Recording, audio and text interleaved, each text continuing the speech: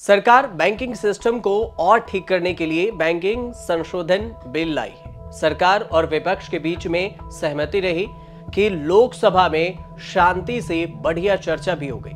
हालांकि बैंकिंग पर चर्चा में इंदिरा गांधी का भी जिक्र आया, इमरजेंसी का भी और राम वाली राजनीति का भी। बड़े मुद्दे की बात उठाई कांग्रेस के कार्ति चिदंबरम ने। कार्ति चिदंबरम तमिलनाडु से कांग्रेस के सीनियर सांसद हैं और पूर्व वित्त मंत्री पी चिदंबरम के बेटे भी। वित्त मंत्री निर्मला सीतारमण ने बढ़िया बैंकिंग सिस्टम के लिए जब पीठ थपथपाई तो कार्ति चिदंबरम ने ऐसा मुद्दा छेड़ दिया जिसकी चर्चा तो कम होती है लेकिन रोल सबसे ज्यादा होता है। सिविल का बात था और सिविल उसके सिस्टम और उससे परेशान लोगों के लिए ये बात कार्ति चिदंबरम ने उठाई। इस चिंता के साथ ही सिविल स्कोर अपडेट एक प्राइवेट कंपनी के हाथों में है और जो कि 60 करोड़ प्लस लोगों की क्रेडिट हिस्ट्री को मैनेज कर रही है, लेकिन बिना किसी ट्रांसपेरेंसी, पारदर्शिता और बहुत ही सुस्ती से। इसका खामियाजा भुगत रहे हैं लोग जिनको सिविल स्कोर के चक्कर में लोन मिलने भारी परेशानी उठानी पड़ रही है कि उनको सिविल के कारण लोन नहीं मिल रहा। कार्ति चिदंबरम का बयान सुनिए, उसके बाद आगे की कहानी।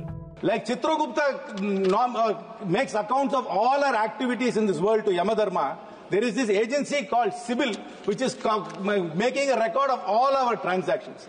If you want to take a car loan, if the finance minister of this country wants to take a house loan, everything depends on the CIBIL score.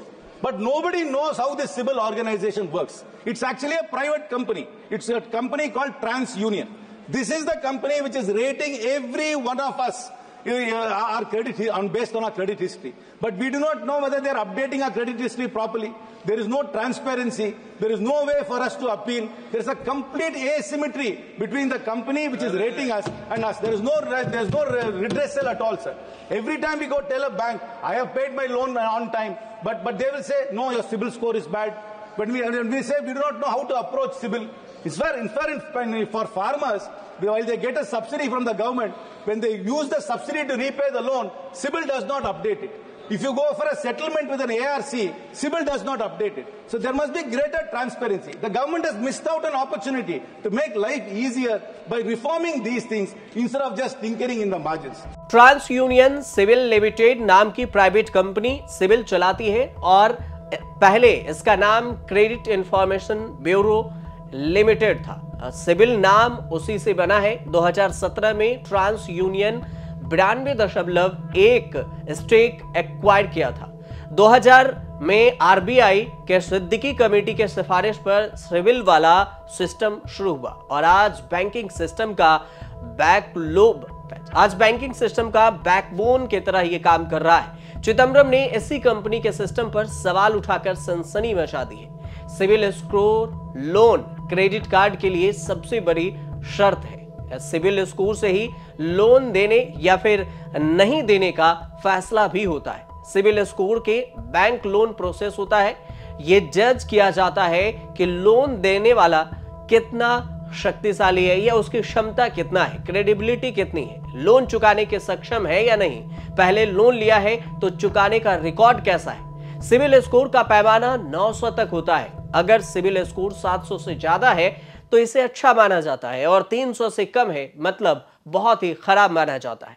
Civil की एकमात्र पैमाना है जिससे बैड लोन या फिर गुड लोन तय होता है और इसकी भूमिका home loan, auto loan, personal loan, credit card बनवाने में भी अहम हो जाती है। लोन का इंटरेस्ट भी इससे ही तय होता है। बाकी तो बड़े बड़े लोन देने और माफ करने और बैंकों के एनपीए के बारे में बहुत कुछ कहा ही जाता है।